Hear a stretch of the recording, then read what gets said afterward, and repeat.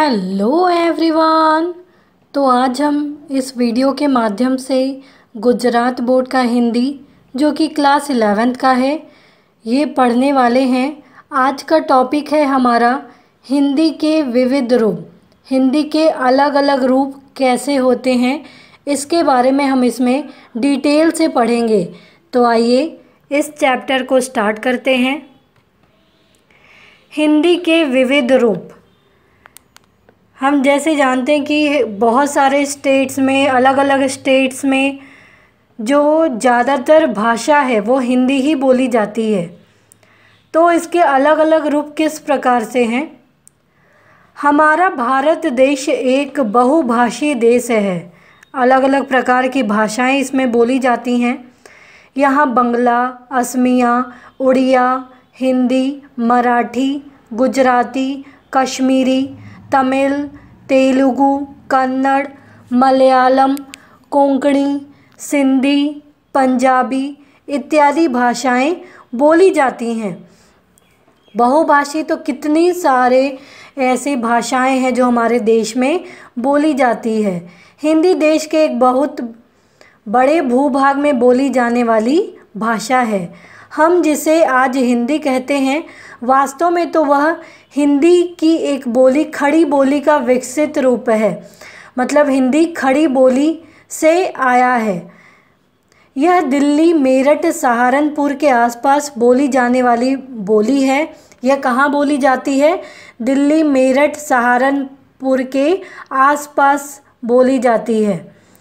और अभी तो इंडिया के बहुत सारे जगह हिंदी बोली जाने लगी है। हिंदी भाषा का प्रयोग होने लगा है। इस खड़ी बोली में अन्य बोलियों के तत्वों का समायोजन करके हिंदी भाषा बनी है।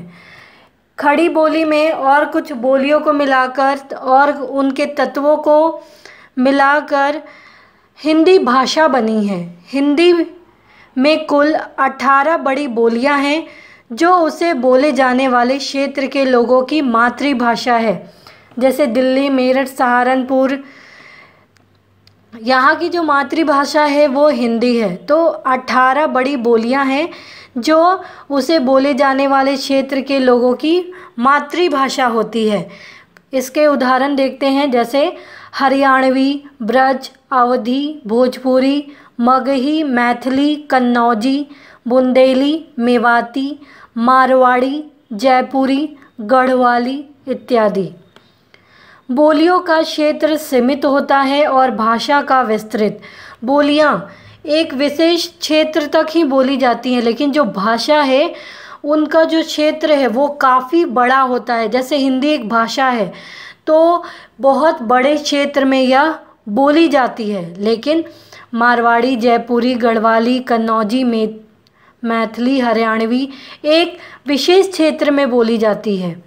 बोलने के क्षेत्र की दृष्टि से हिंदी को हम 3 रूपों में समझ सकते हैं। फर्स्ट है जनपदीय या आंचलिक। आंचलिक यानी क्षेत्र विशेष जिनकी भाषाएं, जिनका रहन सहन अलग होता है। राष्ट्रीय स्तर पर और अंतर्राष्ट्रीय स्तर पर 3 स्तर पर हम हिंदी को या हिंदी के रूपों को समझते हैं। क है जिसे हम हिंदी भाषी क्षेत्र कहते हैं, वह बड़ा व्यापक है, मतलब बहुत बड़ा है। भौगोलिक दृष्टि से एक ओर उत्तरांचल प्रदेश से लेकर हिमाचल, दिल्ली, हरियाणा, राजस्थान तक, तो दूसरी ओर उत्तर प्रदेश, झारखंड, मध्य प्रदेश से दक्षिण में छत्तीसगढ़ तक फैली हुई है। ये कैसे फैली हुई है? यहाँ के निवासी अपने अपने क्षेत्रों में दैनिक व्यवहार में अपनी अपनी बोलियाँ बोलते हैं। जो वहाँ का लोकल लैंग्वेज है, रोज़मर्रा के जीवन में लोग उस बोली को बोलते हैं। औपचारिक रूप से हिंदी का प्रयोग करते हैं। इस रूप में हिंदी की बोलियाँ जनपदीय भाषा की भूमिका निभाती है। जनपदीय भाषा या आंचलिक भाषा की भूमिका निभाती है, जो एक विशेष क्षेत्र में बोली जाती है, वहाँ का रहन सहन। इस विस्तृत भूभाग से बाहर देश के बड़े नगरों में हिंदी का एक अलग रूप ही दिखाई देता है, जिस पर स्थानीय भाषा की शब्दावली, रूप रचना का प्रभाव दिखाई देता है। हम ऐसी को हिंदी उन शहरों के नाम से पहचानते हैं, जैसे मुंबई को बम्बैया हिंदी, कलकतिया हिंदी यानी कोलकाता में बोली जाती है, हैदराबादी हिंदी जो हैदराबाद में बोली जाती है, हैदराबाद, बिदर, गुलबर्गा आदि में बोली जाने वाली हिंदी को दक्कनी या दक्षिणी हिंदी भी कहते हैं। तो कैसे हम अपने दैनिक जीवन में बोलियों का प्रयोग करते हैं, विशेष क्षेत्र में भाषा जो हिंदी भाषा है वो किस तरीके से पूरे भारत में फैली हुई है, अलग अलग शहरों में कैसे उनके अलग अलग नाम हैं, जैसे मुंबई में बम्बैया हिंदी, कलकत्ता में कलकतिया हिंदी, हैदराबाद में हैदराबादी हिंदी। तो इस प्रकार से कितने तरीके की यहाँ शहरों ऐसे हिंदी के नाम हम देखें शहरों के नाम से। हिंदी का राष्ट्रीय रूप खड़ी बोली पर आधारित है जिसका मानकीकरण किया गया है। यह पूरे देश के लिए औपचारिक भाषा है, मतलब जिसको बहुत सारी जगह में लागू किया गया है। इसे मानक हिंदी कहते हैं। यह हिंदी भाषी राज्यों में राजकाज की भाषा के रूप में भी प्रयोग की जा रही है। हिंदी भाषी जो स्टेट्स है, जो राज्य है, वहाँ राजकाज ऑफिशियली के ऑफिशियल जो जितने काम होते हैं उसमें इसका प्रयोग किया जाता है।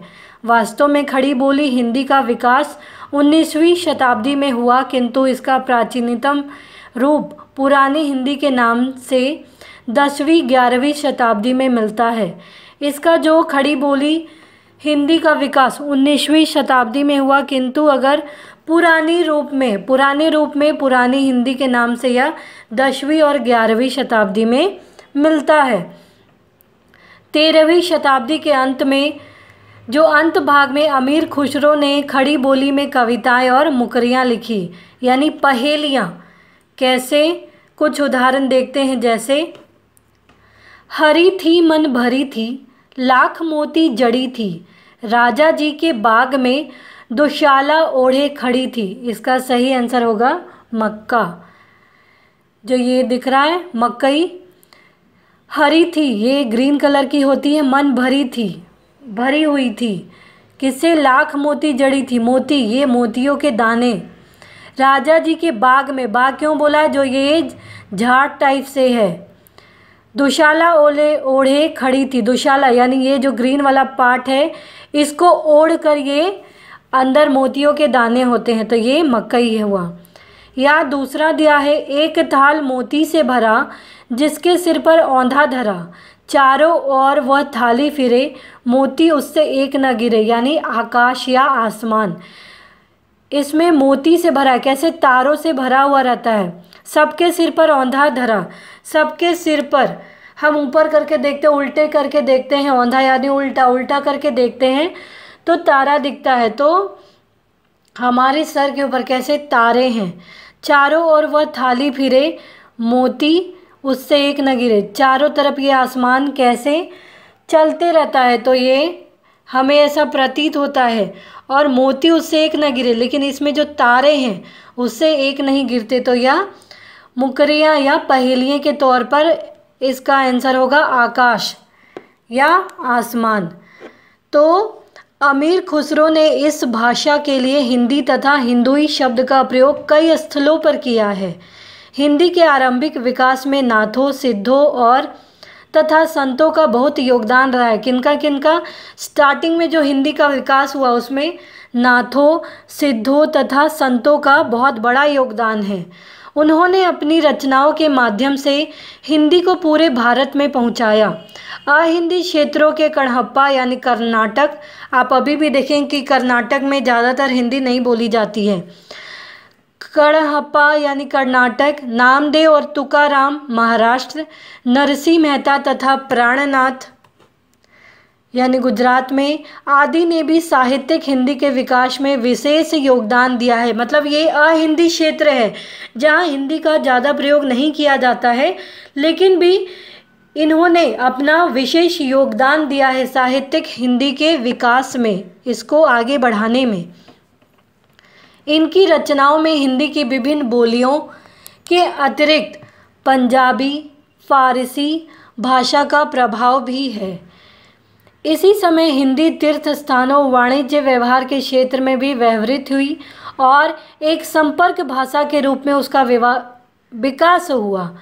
तो तीर्थ स्थानों में जहाँ भी हम मंदिर, मस्जिद कहीं भी जाते हैं तो जो टूरिस्ट हैं, उनको जो टूरिस्ट गाइडर होते हैं, वो लोग अपने व्यापार को बढ़ाने के लिए ये संपर्क भाषा में एक दूसरे को समझाने के लिए भी इस भाषा का प्रयोग करते हैं।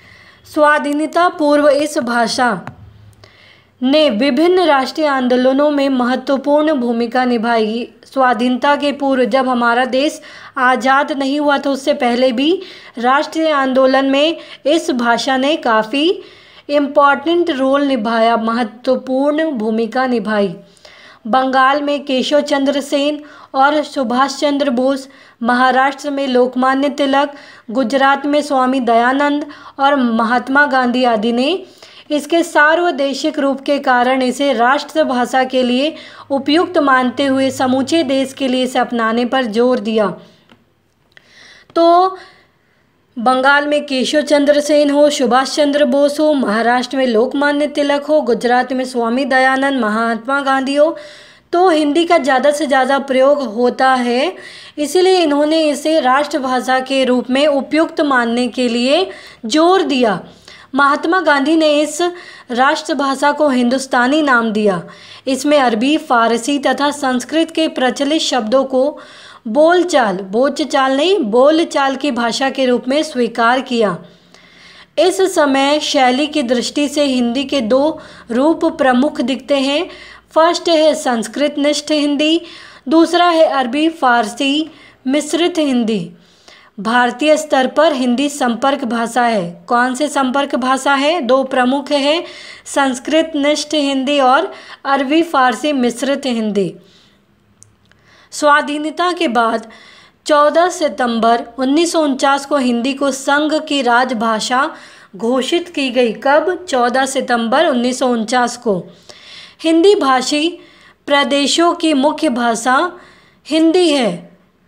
अहिंदी, जिसे हम हिंदी दिवस के रूप में भी मनाते हैं 14 सितंबर को, अहिंदी भाषी प्रदेशों में वहाँ की अपनी प्रादेशिक भाषाएं राजभाषा बनी, जो ज़्यादातर वहाँ यूज़ होती है। अहिंदी भाषी जैसे हमने देखा कर्नाटक हो, गुजरात हो, महाराष्ट्र हो, ये सब जगह उनकी जो अपनी भाषाएं हैं प्रादेशिक भाषा, वो राजभाषा बनी।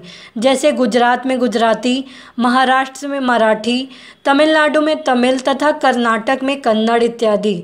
कुछ राज्यों ने हिंदी या उर्दू को अपनी दूसरी राजभाषा घोषित किया कि पहले तमिल है, कन्नड़ है, मराठी है, गुजराती, तो दूसरी हिंदी है। पूरे भारत के स्तर पर हिंदी का व्यवहार क्षेत्र सामाजिक, साहित्यिक, शैक्षिक, वैज्ञानिक, वाणिज्यिक तथा एवं प्रशासनिक आदि विभिन्न कार्य क्षेत्रों तक फैला हुआ है। तो ये बहुत सारे क्षेत्रों में, चाहे सामाजिक हो, साहित्यिक हो, शिक्षण के क्षेत्र में हो, वैज्ञानिक के स्तर पे हो, वाणिज्यिक स्तर पे हो, व्यापार में हो, प्रशासनिक पे हो, हर एक क्षेत्र में हिंदी कैसे फैला हुआ है। इनमें सामाजिक, साहित्यिक और शैक्षिक क्षेत्रों की भाषा प्रायः जन भाषा की अभिव्यक्ति है, जबकि वैज्ञानिक, वाणिज्यिक, प्रशासनिक आदि क्षेत्रों की भाषा तकनीकी भाषा है। इस दृष्टि से हिंदी की मुख्यतः दो रूप दिखाई देते हैं। फर्स्ट है जन व्यवहार की हिंदी, सेकंड है प्रयोजन रक कार्य क्षेत्रों की हिंदी। तो जन व्यवहार की हिंदी के क्षेत्र में पढ़ेंगे क्या है? सामाजिक संदर्भों तथा व्यवहारिक क्षेत्रों में प्रयोग होने वाली हिंदी के मौखिक तथा लिखित दो रूप होते हैं। सामाजिक संदर्भ हो या कोई व्यवहारिक क्षेत्र हो, अगर हम हिंदी का प्रयोग करते हैं तो वो दो रूप में हो सकते हैं, या तो मौखिक बोलकर या तो लिखित लिखकर। कार्य क्षेत्र के अनुरूप इनका रूप भी अलग अलग है। जैसा जैसा कार्य वैसा वैसा इसका रूप। जन व्यवहार की हिंदी के प्रमुख क्षेत्र निम्नलिखित है। जन व्यवहार, लोग कैसे इसका प्रयोग करते हैं। फर्स्ट दिया है, सरकारी अधिकारियों, कर्मचारियों और सामान्य जनता के बीच संवाद के लिए इसका प्रयोग होता है। सभा समारोह, यहाँ रॉन्ग लिखा, समारोह होगा, का संचालन में इसका प्रयोग होता है। किसी सूचना की उद्घोषणा में बोलने में, सूचना देने में, चुनाव प्रचार के व्याख्यान में, किसी मैच या घटना का आंखों देखा हाल बताने में, समाचार लेखन या वाचन आकाशवाणी टेलीविज़न में, समस्या निराकरण हेतु विभिन्न विभागों जैसे बैंक, पोस्ट ऑफिस या रेलवे आदि से संबंधित, पत्र व्यवहार में इनसे संबंधित कोई पत्र लिखने हो उसमें, फिल्म आदि से संबंधित पत्र व्यवहार। इनकी शैली औपचारिक, अनौपचारिक या आत्मीय हो सकती है। ये पर्सनली भी इस पत्र के रूप में लिख सकते हैं, ऑफिशियली भी लिख सकते हैं। तो इन सभी रूपों में जन व्यवहार हिंदी या जन व्यवहार की हिंदी का ये क्षेत्र है जहाँ जहाँ ये उपयोग की जाती है। सेकंड है प्रयोजन परक हिंदी या प्रयोजन परक कार्य क्षेत्रों की हिंदी। किसी भी देश के शासन के लिए स्वीकृत भाषा राजभाषा कहलाती है। राजभाषा के रूप में हिंदी भाषा कुछ विशिष्ट प्रयोजनों के लिए प्रयुक्त होती है। हिंदी के इस रूप को प्रयोजन मूलक हिंदी के रूप में जाना जाता है। किसी विशिष्ट प्रयोजन, विशिष्ट कार्य, विशेष कार्य के लिए प्रयुक्त होने वाली हिंदी को प्रयोजन मूलक हिंदी कहते हैं। इसकी विस्तृत चर्चा अगले प्रकरण में की जाएगी, अगले चैप्टर में की जाएगी। आज हिंदी का प्रयोग अंतर्राष्ट्रीय स्तर पर भी हो रहा है, इंटरनेशनल लेवल पे भी इसका प्रयोग हो रहा है। भारत के बाहर फिजी, मॉरिशस, सूरीनाम, त्रिनिदाद और गुयाना आदि देशों में भारतीय मूल के निवासी जो भारतीय वहाँ रहते हैं, सांस्कृतिक महत्व की दृष्टि से हिंदी का प्रयोग कर रहे हैं। यूरोप के देशों, ऑस्ट्रेलिया और एशिया महाद्वीप के अनेक देशों में जैसे चीन, जापान, कोरिया आदि में विश्वविद्यालय स्तर पर हिंदी का अध्ययन और अध्यापन हो रहा है, पढ़ने और पढ़ाने का काम हो रहा है। Nepal, Myanmar, Bangladesh, Sri Lanka, Pakistan, Malaysia, Singapore आदि देशों में भारतीय बड़ी संख्या में व्यापार करते हैं। तो इन सभी देशों से हमारा व्यापारिक संबंध है। उनके जीवन में हिंदी का महत्वपूर्ण स्थान है। संक्षेप में कहा जाए, शॉर्ट फॉर्म में कहा जाए, आज हिंदी साहित्यिक भाषा के साथ साथ भारत की राजभाषा और संपर्क भाषा भी है। राजभाषा राज्यों में प्रयोग की जाती है, संपर्क भाषा एक दूसरे से कम्युनिकेट करने में इसका प्रयोग किया जाता है। यह हमारी सामाजिक सांस्कृतिक एकता का माध्यम है, एकता का प्रतीक है। हिंदी में देश की सामाजिक संस्कृति की अभिव्यक्ति हुई है, देश के कल्चर की, देश की संस्कृति की, देश के धर्मों को लेकर हर एक चीज़ की संस्कृति की अभिव्यक्ति हुई है, कहा गया हिंदी में। तो इस प्रकार से ये चैप्टर आपका समाप्त होता है। उम्मीद है ये चैप्टर आपको समझ में आया होगा। तो हम देखते हैं कि हिंदी का विविध रूप, अलग अलग रूप, कैसे ये राजभाषा है, संपर्क भाषा का भी कार्य करती है और कैसे ये एक देश से दूसरे देश से जोड़ने का काम करती है और अनेक विदेशों में भी अध्ययन और अध्यापन का कार्य इसमें किया जाता है इस भाषा में। तो उम्मीद है ये चैप्टर आपको समझ में आया होगा। तो प्लीज़ आप इस वीडियो को लाइक करना, सब्सक्राइब करना ना भूलें। Thank you.